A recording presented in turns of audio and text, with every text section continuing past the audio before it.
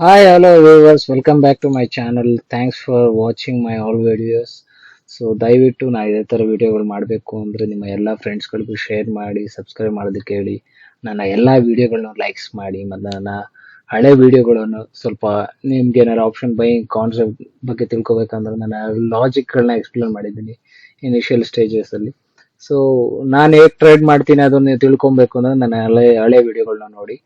ಈಗ bank Nifty ಹೇಗ್ perform ಮಾಡ್ತಿದೆ ಅನ್ನೋದನ್ನ ನೋಡೋಣ ಬನ್ನಿ. ಇವಾಗ ನಾನು ವೀಕ್ಲಿ ಟೈಮ್ ಫ್ರೇಮ್ ಅಲ್ಲಿ ಓಪನ್ ಮಾಡಿದ್ದೀನಿ.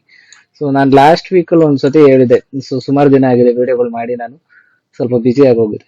ಲಾಸ್ಟ್ ವೀಕಲ್ಲಿ ನಾನು ಹೇಳಿದೆ 39,400 ಟಚ್ ಮಾಡತ್ತೆ ಅಂತ. ಸೊ ವೀಕ್ಲಿ ಬ್ಯಾಂಕ್ ನಿಫ್ಟಿ ನೋಡಿ, ಗ್ರೀನ್ ರೆಡ್. ಸೊ ಒಂದು ಫುಲ್ ಬ್ಯಾಗ್ ತಗೊಳತ್ತೆ ಅಂದ್ರೆ ಫುಲ್ ಬ್ಯಾಗ್ ತಗೊಂಡೆ, ಅಗೇನ್ ಬುಲಿಶ್ ಆಯ್ತು. Because end of the day market is boss. So ನಾವೇನ್ ಹೇಳಿದ್ರು ಅದು ನಡೆಯೋದಿಲ್ಲ. ಸೊ ಒಂದ್ ರೆಡ್ ಕ್ಯಾಂಡಲ್ ಬರುತ್ತೆ ಅಂತ ಎಕ್ಸ್ಪೆಕ್ಟ್ ಮಾಡಿದ್ರೆ ರೆಡ್ ಕ್ಯಾಂಡಲ್ ಬರ್ತಿಲ್ಲ.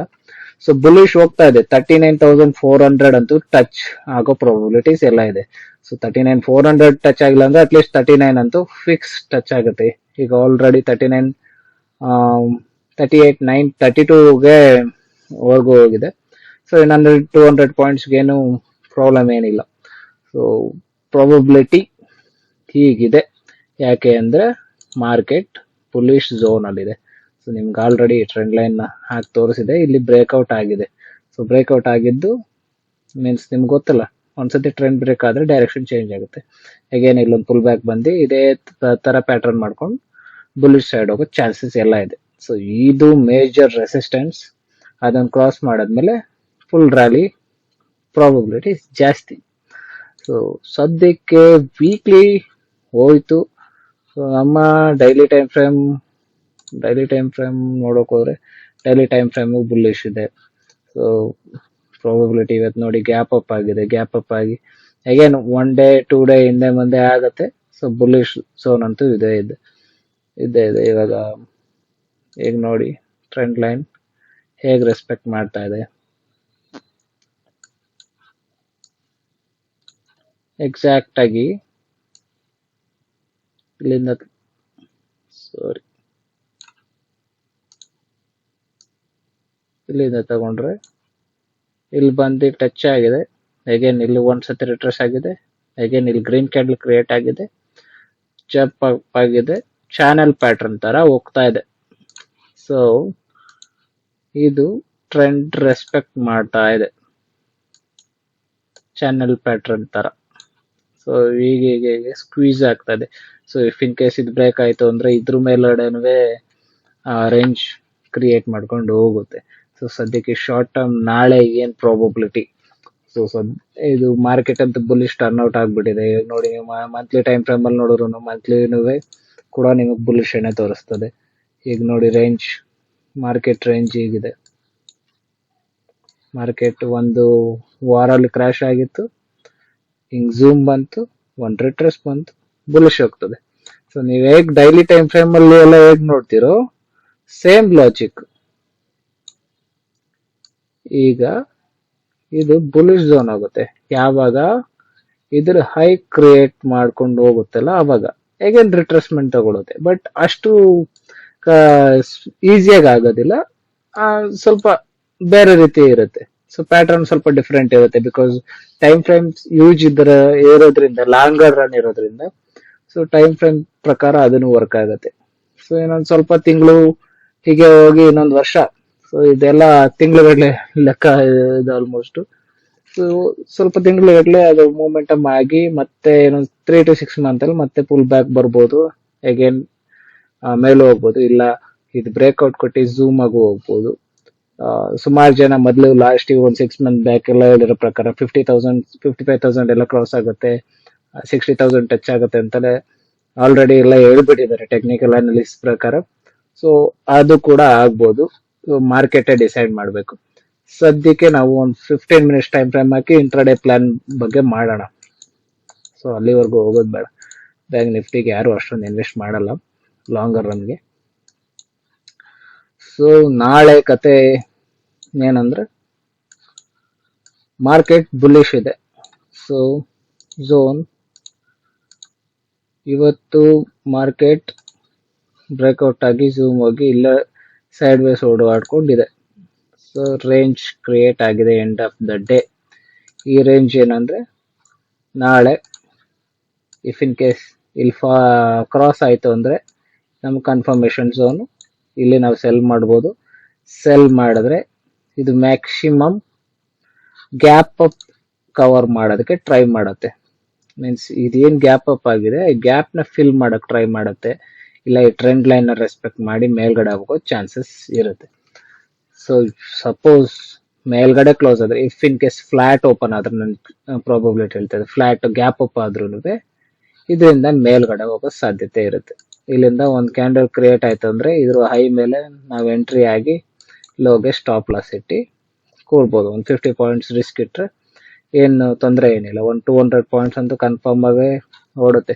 ಸೊ ನನ್ನ ಎಕ್ಸ್ಪೆಕ್ಟೇಷನ್ 39,100 ಅಂತೂ ಕನ್ಫರ್ಮ್ ಆಗಿ ಟಚ್ ಆಗುತ್ತೆ. ಸೊ 39,100 ವರೆಗೂ ಕನ್ಫರ್ಮ್ ಮೂಮೆಂಟಮ್ ಆಗುತ್ತೆ. ಸೊ ಎರಡು ಮೀನ್ಸ್ ಪ್ರಾಬಬಿಲಿಟಿ ಎರಡು ಸೈಡ್ ಇರೋದ್ರಿಂದ, ಒಂದು ಇಲ್ಲಿ ಡೌನ್ ಫಾಲ್ ಆಯ್ತಂದ್ರೆ ಈ ಝೋನ್ ಕ್ರಾಸ್ ಆಗೋವರೆಗೂ ವೇಟ್ ಮಾಡಿ, ಗ್ಯಾಪ್ ಅಪ್ ಆದ್ಮೇಲೆ ನೀವು ಎಂಟ್ರಿ ಆಗೋದಿದ್ರೆ first candle 5 minutes or 15 minutes ಒಂದು ಪ್ರಾಪರ್ ಬುಲ್ಲಿಶ್ ಕ್ಯಾಂಡಲ್ ಕ್ರಿಯೇಟ್ ಆದ್ರೆ, ಮೀನ್ಸ್ ಬುಲ್ಲಿಶ್ ಕ್ಯಾಂಡಲ್ ಅಂದ್ರೆ ಈ ತರ ಝೂಮಿಂಗ್ ಕ್ಯಾಂಡಲ್ ಇದ್ರೆ ಆ ಕ್ಯಾಂಡಲ್ ಹೈ ಮೇಲೆ ನೀವು ಎಂಟ್ರಿ ಮಾಡಿ. ಈ ತರ ಕನ್ಫ್ಯೂಷನ್ ಕ್ಯಾಂಡಲ್ಸ್ಗಳು ಇಲ್ಲ ರಿವರ್ಸ್ ಮನಿ ಕ್ಲೋಸ್ ಆಗೋದು ಸಿಕ್ಸ್ ಕ್ಯಾಂಡಲ್ ಮೇಲೆಲ್ಲ ಟ್ರೈ ಮಾಡಕ್ ಹೋಗ್ಬೇಡಿ. ಸೊ ಮಾರ್ಕೆಟ್ ಸ್ಟ್ರಾಂಗ್ ಇದೆ ಯಾವಾಗ ಗೊತ್ತಾಗುತ್ತೆ ಸ್ಟ್ರಾಂಗ್ ಇದೆ, ಈ ಕ್ಯಾಂಡಲ್ ಸ್ಟ್ರಾಂಗ್ ಆಗಿದೆ, ಅದಾದ್ಮೇಲೆ ನೀವು ಮಾರ್ಕ್ ಮಾಡಿದ್ರಿ ಟ್ರೇಡ್ ತಗೊಂಡ್ರಿ ಮೂಮೆಂಟಮ್ ಸಿಕ್ತು. ಸೊ ನೆಕ್ಸ್ಟ್ ಬರೋ ಕ್ಯಾಂಡಲ್ ಶೇಪ್ಗಳು ಬೇಕಲ್ಲ. ನಾವು ಫಸ್ಟ್ ಕ್ಯಾಂಡಲ್ ನಾವು ಎಂಟ್ರಿ ಕ್ಯಾಂಡಲ್ ಇದು ಸ್ಟ್ರಾಂಗ್ ಇದೆ, ಇದು ತುಂಬಾ ಸ್ಟ್ರಾಂಗ್ ಇದೆ. ಸೊ ಈ ತರ ಕ್ಯಾಂಡಲ್ ನೀವು ಎಂಟ್ರಿಗೆ ಯೂಸ್ ಮಾಡ್ಕೊಂಡ್ರೆ ನಿಮಗೆ ಬ್ರೇಕ್ಔಟ್ ಫೇಲ್ಯೂರ್ಸ್ ಆಗೋದು. ಸೊ ಆದಷ್ಟು ಆ ಪ್ರಾಬಬಿಲಿಟಿ ನೋಡಿ ಟ್ರೈ ಮಾಡಿ. ನಾಳೆ ಏನಾಗುತ್ತೆ ನೋಡೋಣ.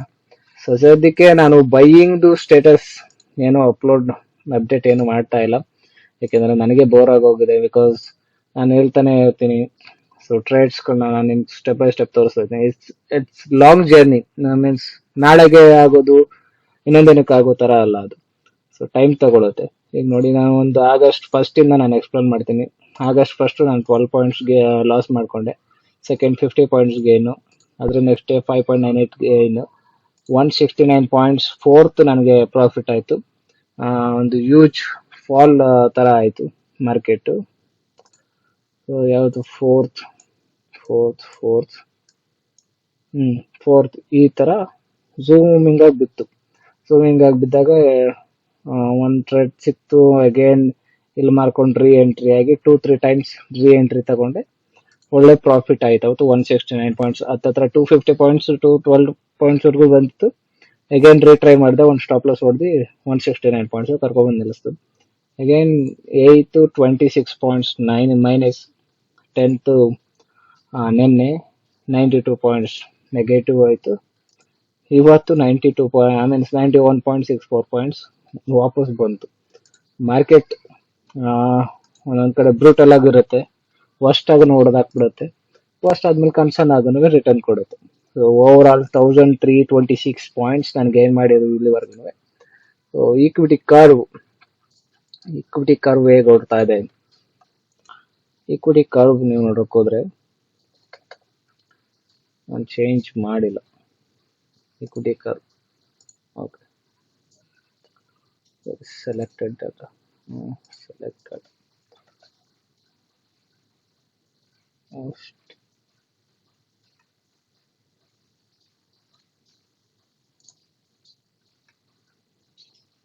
190 ಆ್ಯಪ್. ಈಕ್ವಿಟಿ ಕರ್ವ್ ಅಂದ್ರೆ ನೆನ್ನೆ ರಿವರ್ಸ್ ಆಗಿತ್ತು, ಅಗೇನ್ ಇವಾಗ ಫುಲ್ ಬ್ಯಾಕ್ ತಗೊಂಡು ಮೇಲ್ಗಡೆ ಹೋಗ್ತಾ ಇದೆ. ಓವರ್ ಆಲ್ ನನಗೇನಂತ ಲಾಸ್ ಏನಾಗಿಲ್ಲ. ಸೊ ನೆನೆ ಹೋಗಿದ್ದು ಆಲ್ರೆಡಿ ರಿಕವರಿ ಆಗೋಯ್ತು. ಒಂದು ಸಣ್ಣ ಪುಟ್ಟ ರಿವರ್ಸಲ್ ಫುಲ್ ಬ್ಯಾಕ್ ಎಲ್ಲ ಇರುತ್ತೆ. 48.2% ಗೇನ್ ಆಗಿದೆ ಇಲ್ಲಿವರೆಗೂ. 153% ಮೀನ್ಸ್ 53.2% ವರೆಗೂ ಹೋಗಿತ್ತು. ಸೊ ನಾನು ನಿಮ್ಗೆ ಹೇಳ್ದಂಗೆ 100% ರೀಚ್ ಆಗೋವರೆಗೂ ನಾನು ವೇಟ್ ಮಾಡ್ತೀನಿ. ಸೊ 17th ಮೇ ಇಂದ 11 August literally 3 months. May, June, July, August ಮೇಯಿಂದ ಜೂನ್ 1 ಮಂತ್. ಸೊ 3 ಮಂತ್ಸ್ ಅಲ್ಲಿ ನನಗೆ 50 ಪಾಯಿಂಟ್ಸ್ ವರ್ಗು ಆಲ್ಮೋಸ್ಟ್ ಗೇನ್ 55 ಪಾಯಿಂಟ್ಸ್ ವರ್ಗು ಹೋಗಿತ್ತು. 55 ಪಾಯಿಂಟ್ಸ್ ಇಂದ ವಾಪಸ್ ಬಂದಿದೆ. ಇವಾಗ 48.2% ಬಂದು ನಿಂತಿದೆ.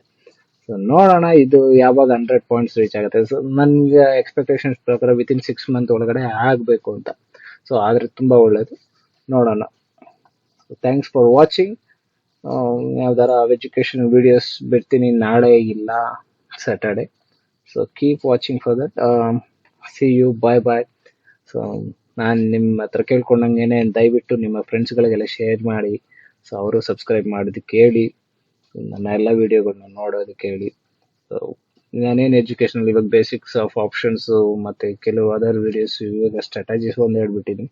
ಸೊ ಅದಕ್ಕೊಂದು ಸ್ವಲ್ಪ ವ್ಯೂಸ್ ಬಂದ್ರೆ ನನಗೂ ಇಂಟ್ರೆಸ್ಟ್ ಬರುತ್ತೆ. ಬೇರೆ ಏನಾದ್ರು ಸ್ಟ್ರಾಟಜೀಸ್ ಏನಾರ ವ್ಯೂಸ್ ಮೀನ್ಸ್ ಬೆಟರ್ ಕಂಟೆಂಟ್ ನಾನೇನು ಅಷ್ಟು ಕ್ವಾಲಿಟಿ ಇನ್ನೂ ಎಫರ್ಟ್ ಹಾಕೋದಕ್ಕೆ ತುಂಬಾ ಇಂಟ್ರೆಸ್ಟ್ ಬರುತ್ತೆ. So thanks for watching. Bye bye. See you.